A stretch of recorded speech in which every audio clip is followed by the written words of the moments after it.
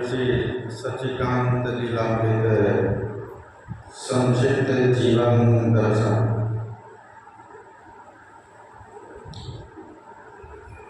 शीर्षक बाह्य त्रिवेणी है। महाधिवेशन का अंतिम सत्र अपराह्नकालीन संत मत सत्संग महाज्ञान में आरती के पश्चात पूर्ण संपन्न हो चुका था। शौचालय क्रिया से निवृत्त होने के बाद सायंकालीन ध्यान में बैठे निवास स्थान में सायंकालीन स्तुति विनती करके संत वाणियों का पाठ हो रहा था। उसी बीच आदरणीय जीवानंद पूर्वे ग्राम अरनिया, वहाँ आपके गुरु महाराज जी के निवास स्थान में कोई विशेष जिज्ञासा लेकर पहुँच गए। 5 संत वाणियों के पश्चात आरती हो गई। आरती के पश्चात पूर्वे जी पुनः परम पूज्यपाद ब्रह्म ऋषि विष्णुकांत स्वामी जी महाराज को प्रणाम करके तत्पश्चात बोले, बाबा हम अपन गांव काला बरवा बना चले। परम पूज्यपाद ने उत्तर देते हुए कहा, जना के लिए तहने जेबे।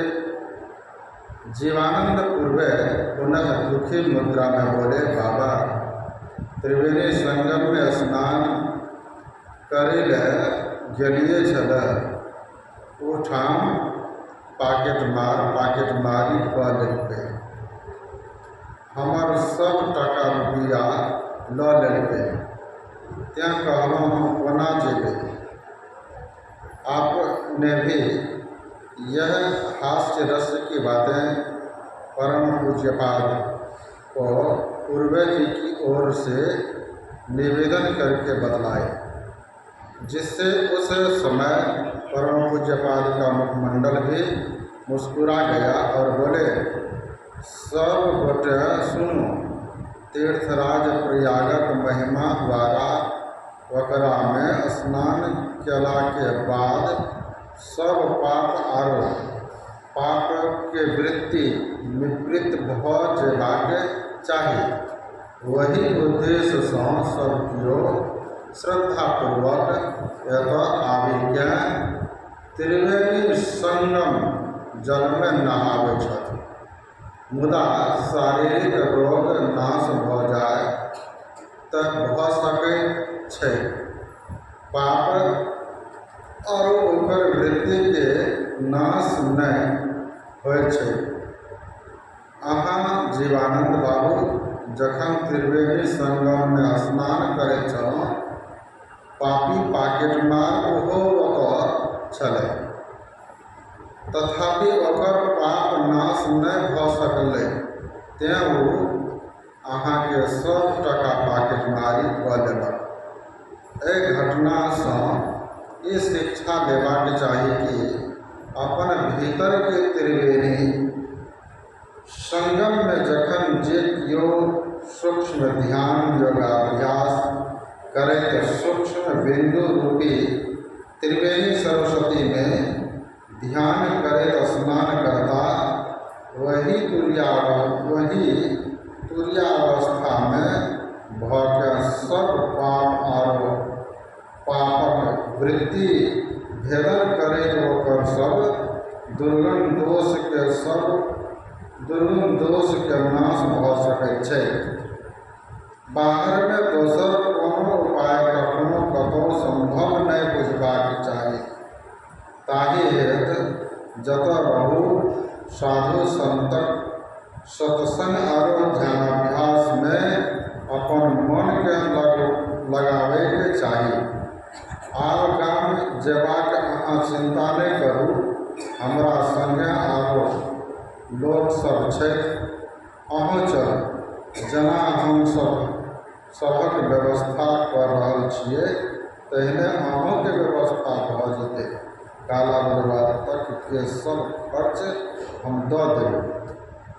भोरे अहाँ हमर अहाँ निवास में चलि आबू। अतएव ध्यान बिंदुपनिषद में सामवेदीय ऋषि बड़ा ही सुंदर कहते हैं, यदि सहल समन पापम विस्तीर्णं बहुयोजनं विद्यते ध्यानयोगेन नान्यो भेदः कदाचन। कई योजन तक फैला हुआ पहाड़ के समान काम हो तो वह सूक्ष्म विद्युत योग के द्वारा भेदित हो जाता है तथा पाप राशि का भेदन करने वाला साधक एवं साधिकाएं सभी उस पाप से छूटकर परम पवित्र हो जाते हैं। इस ज्ञान की उपेक्षा करने से श्री जावादर्शनोपनिषद के ऋषि कहते हैं, ज्ञान शौचम परित्यज्य स्वघः काञ्चन त्यक्त्वा लोष्टं गृह्णाति सुव्रतः चित्तमन्तर्गतं दुष्टं तीर्थस्नानेन शुध्यते शतस्वपि जलैर्धृतं सुराभाण्डविभावशुचि।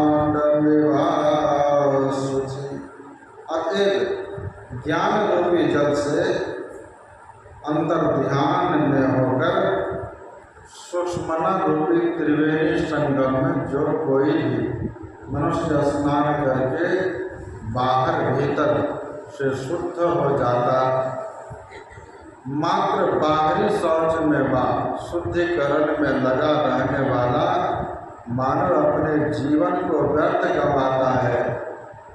वह मनुष्य मानव सोने को फेंक कर मिट्टी का ढेला लेता है। चित्त के अंतर्गत विषय की वासना, पंच पापों की प्रवृत्ति और षड विकारों की अपवित्र दशा किसी भी तीर्थ के जल में स्नान करने और मात्र स्थूल देवाराधनादि अर्चन वंदन पूजादि की पवित्रता से दूर कदापि नहीं होते। जिस तरह सैकड़ों वर्षों तक तीर्थ जल में धोते रहने पर भी भीतर में भरी हुई शराब की अपवित्र दुर्गंधी बोतल के मुंह में ढक्कन लगे रहने के कारण त्रिकाल में कभी दूर नहीं हो सकती है। बोलिए प्रेम से श्री सद्गुरु महाराज।